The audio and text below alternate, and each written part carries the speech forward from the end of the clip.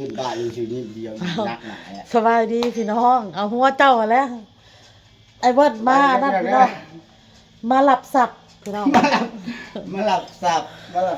หลับสับเนาะพี่น้องเนาะเพิ่นมาเอาเงินค่าไม้เพิ่นพี่น้องเอ้ยก็เลยสิจ่ายเงินค่าไม้เพิ่นเด้อพี่น้องเด้อค่าไม้เพิ่นก็ล้านปลายไปแล้วพี่น้องเอ้ยเห็น FC ที่ว่าเห็นเพิ่นคนมาส่งน่ะเนาะล้านปลายเลยค่าไม้เพิ่นแต่ก็ยังบ่ได้พอนะฮะพี่น้องเอ้ยยังสิได้สั่งอยู่เพราะว่าไม้ไอ้เบิ้ลน่ะมันบ่มี3เมตรคูณ50นะมันบ่มีพี่น้องเอ้ยยังบ่พอประมาณ8โตนี่แหละเลยสิได้ไปซื้อข้างนอกอีกไม้นะพี่น้องเอ้ยมาพี่น้องเอ้ยจ่ายเงินให้ไอ้เบิ้ลก่อนเนาะเอาสบายดีเดือนหนึ่งค่าไม้1 2 3 4 5 6 7 8 9 10โอเค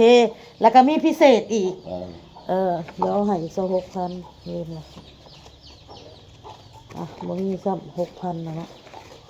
บอกก็ได้6,000มีแล้วก็มีพิเศษอีกทิปพี่น้องเลยอยู่ไซส์ละบาทในทิปบาทพิเศษต่างหากค่าไม้ให้ต่างหากพิเศษให้ต่างหากพี่น้องเลยเรื่องของเรื่องมัน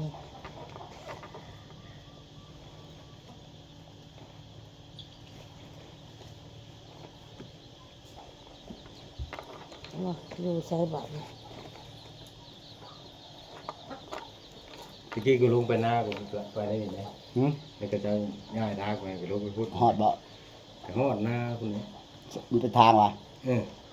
ทางนี่ก็ออกชอบไปบ้านมึงเลยไปได้แต่ย่ามีแล้วย่ำพ้นกับที่กลับมาเนี่ยกูมึงมาวางวินิมา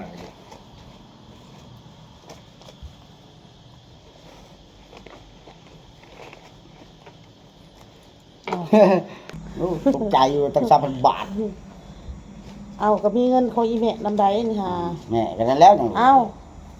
หายเป็นเงินบาทอันนี้ของกันขอบใจเลยเพิ่นแน่อันนี้ขอบใจได้เลยอันนี้ค่าไม้ต่างหากอันนี้พิเศษ500 บาทนี่ฮะขอบใจขอบใจหลายๆเด้อเด้อไอ้เบิ้ลเพิ่นมาเอาแล้วมาเอาแล้วมาหับไปแล้วเด้อโอเคไปแล้วพี่น้องในเงินแหละเมื่อคนนี้ขอบใจเมื่อแล้วพี่น้องไอ้เบิ้ลเดี๋ยวขาดเหลือหยังเดี๋ยวสิโทรหาดอกเท่าแก่ไม้ได้นี่ค่ะพี่น้องเท่าแก่ทานหรือว่าเท่าแก่เท่าแก่ทานแล้วก็เท่าแก่ไม้ลูกแล้วนี่กูเป็นลูกน้องน้ำก้นอยู่นี่ค่ะนี่ลูกน้องกูเป็นน้ำก้นนี่ไล่ออกให้เลยค่ะน้ำแม่จี้น้องพี่น้องก็มีเพิ่นผากมาก็คือพี่สายพินนั่นแหละน้องพี่น้องเนาะพี่สายพินเด้อพี่น้องเด้อเพิ่นเป็นคนให้อ้นสั่งไม้มาเฮ็ดตูบให้น้องพี่น้องเนาะอันนี้ก็ขอบมุกขอบใจเพิ่นหลายๆพี่น้องเลยขอบพระคุณพี่สายพินหลายๆเด้อพี่สายพินเด้อขอบพระคุณหลายๆอ้นก็ขอให้มีสุขภาพร่างกายแข็งแรงมีแต่ความสุขความเจริญเด้อขอให้โชคให้มานให้ร่ำให้รวยกว่าเก่านอนรับก็ให้ได้เงิน10,000นอนตื่นก็ให้ได้เงิน100,000ขอบพระคุณพี่หลายๆขอบพระคุณมากๆยังแม่จี้พี่น้องแล้วก็มีเพิ่นโอนมาให้น่ะจำนวนเงินที่เพิ่นโอนมาให้คือ 7,000 เนาะพี่น้องเนาะ 7,000 นี่ก็คือให้ค่าไม้ไอ้เบิ้ลนี่ 2,000 เนาะพี่น้องเนาะแล้วก็พิเศษที่ไอ้เบิ้ลน่ะเพิ่นแก่ไม้มาให้เนาะพี่น้องเนาะอีก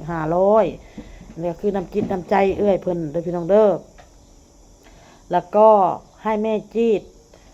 เดือนละ 2,000 แล้วก็ให้พิเศษแม่จีดอีก500 บาทพี่น้องก็พอดีเป็น5,000เนาะพี่น้องเนาะแล้วก็ให้น้องบอล1,000คือให้น้องบอล1,000น้องบอลอยากได้อะไรก็ซื้อให้น้องบอลแล้วก็แบ่งให้น้องเขาด้วยแบ่งให้น้องออโต้ด้วยแบ่งซื้อให้น้องออโต้ด้วยเพิ่นบอกเนาะน้องบอลมานั่งพี่ลูกเจ้าอยากได้หยังเพิ่นให้น้องบอล1,000แล้วก็พี่นี่เป็น 6,000เนาะพี่น้องเนาะก็อีก1,000ก็คือค่าออเดอร์พี่น้องค่าออเดอร์ที่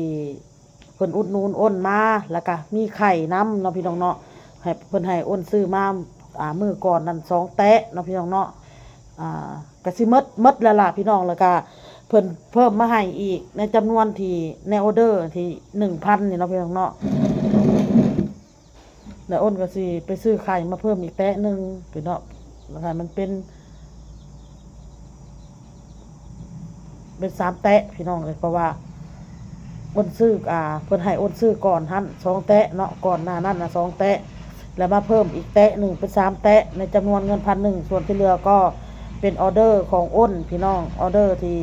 เพิ่นอุดหนุนเฮาหั่นแหละพี่น้องก็ขอบใจขอบพระคุณหลายๆน้องบอลเพิ่นอยากได้อีหยังลูกเจ้าอยากได้อีหยัง แล้วก็ยาวสักผ้า ฮะ แล้วก็ยาวสักผ้า ยังเร็วสักผ้าย าว เราแขนผ่าบ่โหเร็วสักผ้าว่ะอยากได้แนวแขนผ่าแขนส่งแขนเสือหะบ่พับเอาลูกเอ้ยพับเอาใส่กระตุกกระตาก่อนเดี๋ยวแม่สิไปเบิ่งให้มีหยังอีกเจ้าอยากได้ แล้วไปอ่างน้ ฮะ ำอ่างน้ อยากได้อ่างน้ำลินสงกรานต์น่ะได้อ่างน้ำตัวนั้นบ่เดี๋ยวอ้นก็สิไปเบิ่งให้พี่น้องเอ้ยสิไปเบิ่งให้ลูกแล้วก็อยากได้นั่นแน่อยากไปเบิ่งเสื้อผ้าให้เด็กๆคนละสุดคนละใดพี่น้องเอ้ยอ้นคิดนะแล้วก็สิซื้อปึ้มซื้อซออีหยังนั่นแหละให้ลูกแน่พี่น้องเอ้ยซื้อปึ้มนำ ำมื่อื่นมาแม่ ซื้อปึ้มซื้อซอพาไปตัดผมแล้วอันยังแม่จีดพี่น้องมันแม่จีดกะเป็นหายเดือนหนึ่ง2,000กะเป็นนี่พี่น้องมาหลับฉับเร็วๆ เงินเดือนออกแล้วไปนั่งคุณลูกไปนั่งคุณให้แม่เท่านั่งนี่เดือนละ 2,000พี่สายพินเขาโอนมาให้แล้วนี่เขาให้ 2,000 เดือนหนึ่ง 2,000 ขอบคุณค่ะ แล้วก็พี่เขาได้ยินแม่ว่าจะกลับบ้านสงกรานต์ก็เลยให้อีก500เป็นพิเศษ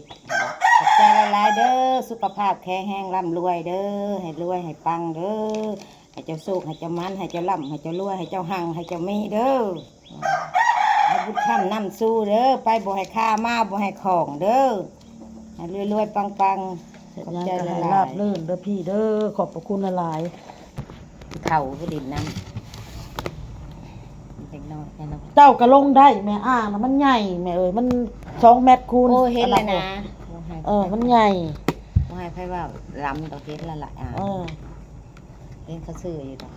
สั่งเหล้าแก้ผ้ามาให้ลูกสั่งสิไปซื้อกั้งเฮา ปีกายพี่ซื้อนี่พอจะซื้อเธอได้300,000แล้วเธอได้ละซื้อให้เขาอีกใบบุญเล่นปีนี้ยังบ่ได้เองซื้อคอยห้าให้คอยบ่ให้ซื้อคอยลูกน้ำคลองคนละอย่างพี่จังอย่างอาบน้ำแซงน้ำแซงเขาจะดูดคือน้ำคลองไล่ถาดทั้งที่เล่นอะไรอย่างเล่นอ่างเขาได้ยาวจนสุดสาย อ ตา ย่าเฮ็ดลูกอย่าเฮ็ด